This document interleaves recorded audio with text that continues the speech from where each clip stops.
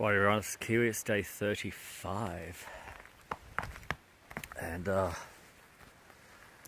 at Roan Mountain Shelter. It's a fully enclosed cabin with a front door that locks, and it's got an upstairs loft as well. Spent the night here with a nice Austrian guy named Alfred, doing a bit of section hiking. And I think this is the coldest night I've spent on the trail. It was freezing, absolutely freezing. Thank God we had that door to close out the wind. My shoes are frozen and my feet are very, very, very, very cold, so I'm not hanging around. Just a quick heads up, the water source is Blue Blaze that way. I don't need it this morning, but Alfred said it's a good source. Yeah, it's just a few minutes down that trail. And I'm going to go about a 17-mile day today to, it's going to be a campsite just before the I-19. And I will talk to you soon. So it's about, I mean, I've been dealing with ice this morning, but I would say probably around 30 minutes from Roan Mountain. This is a nice little water source here. If you just needed to get going in the morning like I did because it was freezing. But yeah, very easy to get water out of here. And it crosses the track, so yeah, too easy. Yeah, some of these water sources by these campsites and cabins, man, they're not terribly convenient. So if you're like me and can push on without having to drink a few cups of water first thing in the morning, it's quite often worth it just to go down the track, because you know, a lot of the time these things are just crossing where you're walking, so to me it's worth it. Alright, talk to you in a little bit.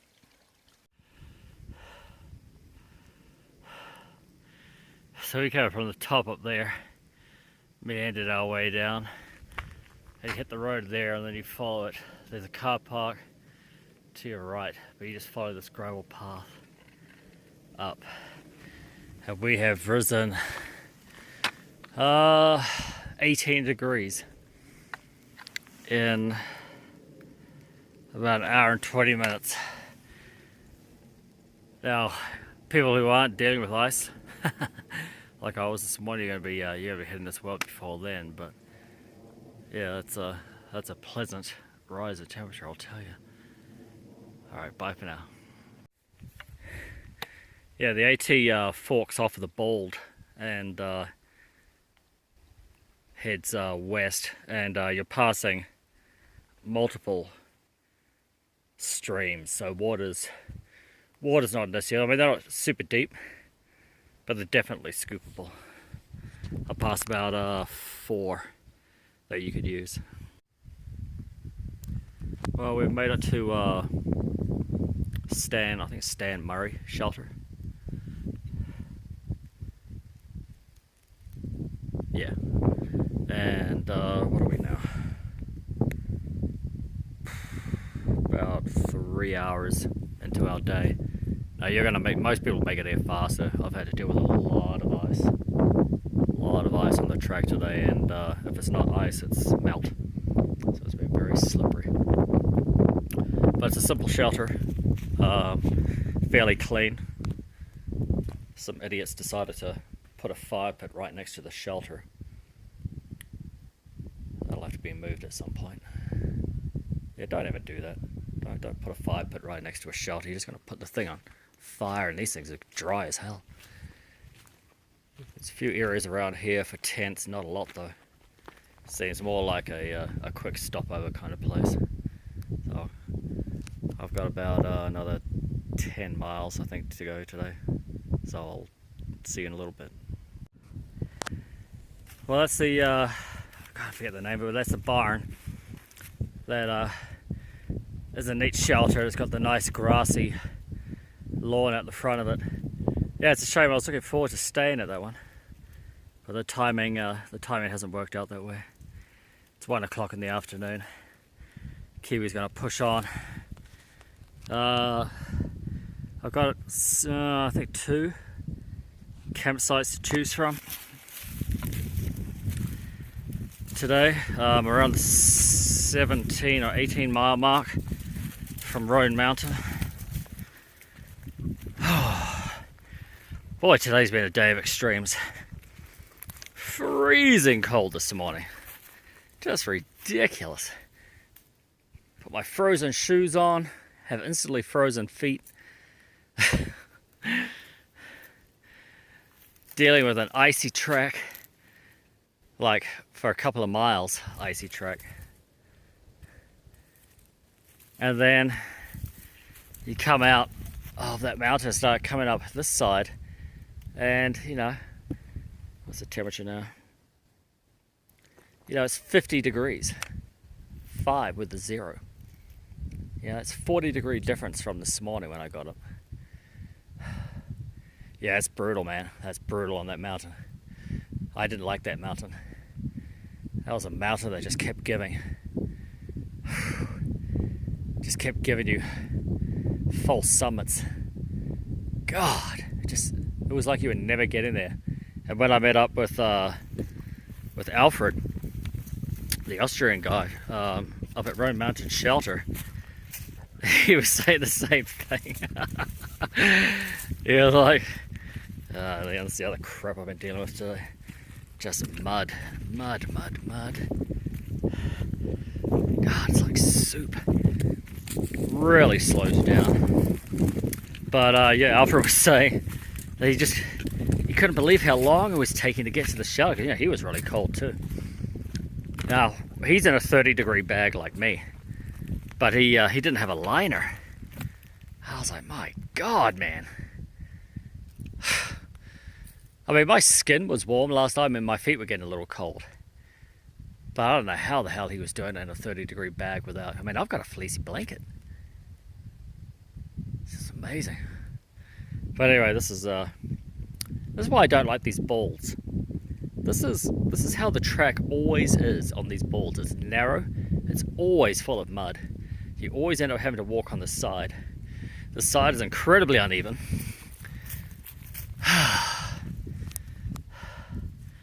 Yeah, balls, they're not my favorite things.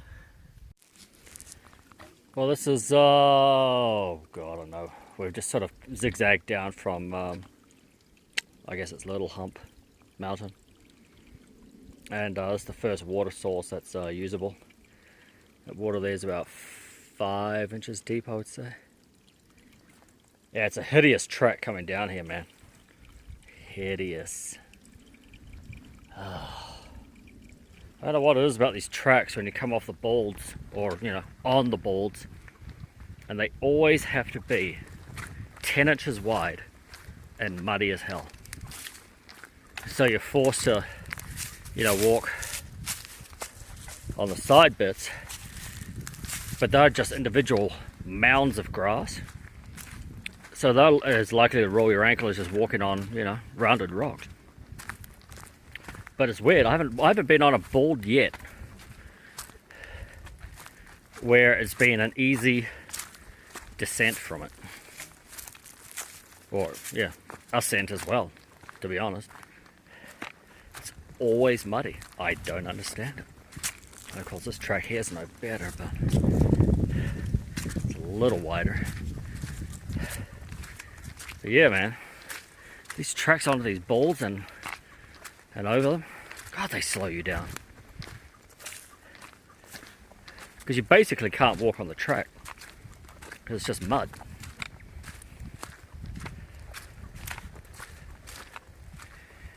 Alright, so we're still heading down, and then we've got Big Hump to get over, and then going downhill and try and find some campsites for the evening. Alright, we've been slipping and sliding down this track of misery here.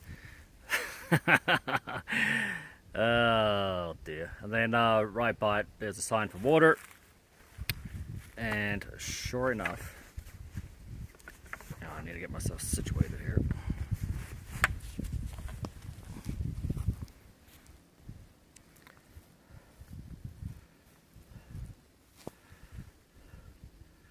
That is a strong water coming out of that pipe, so I'm going to load up and get the hell out of here. Now this side here is, I mean, it's just up from that water. and it's not very level at all. I mean, it would be fine for hammocks, but I wouldn't bother with this particular one for putting a tent up. We continue on. This is what I mean about these tracks by Balds. They are all like this.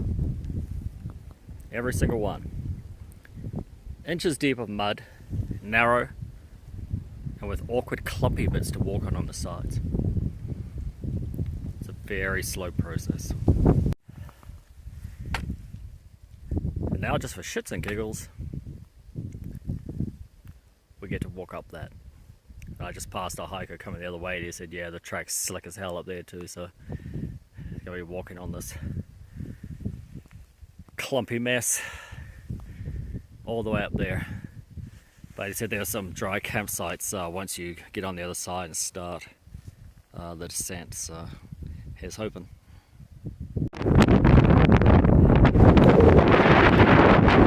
That looks like an awesome place to set up a tent.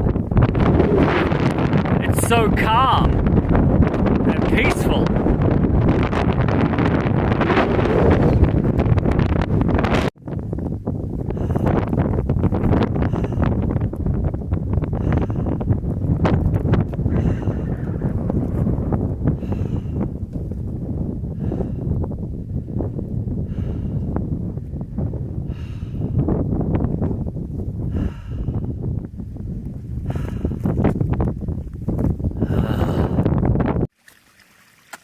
Oh yeah.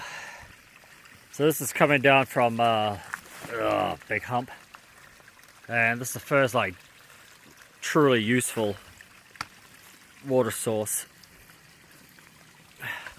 If you wanted to clamber up there,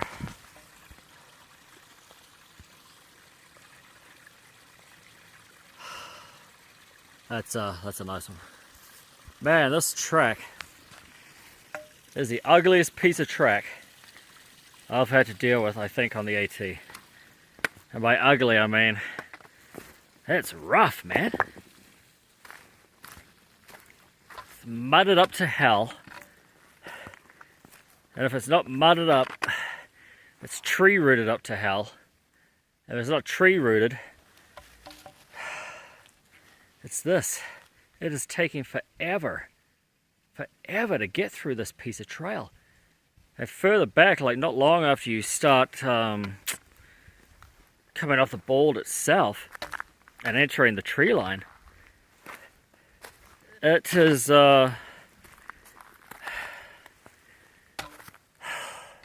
it's like every tree in the forest has fallen across the trail itself. Ah, it's brutal, brutal. Not particularly enjoyable, not at the end of the day. Well, you're knocking out 17 to 18, but I'll get back to you when I find a campsite. Good times. Just keep on coming. Dole Flats. Alright, this is my first option of staying the night. And put a fork in me, I am done.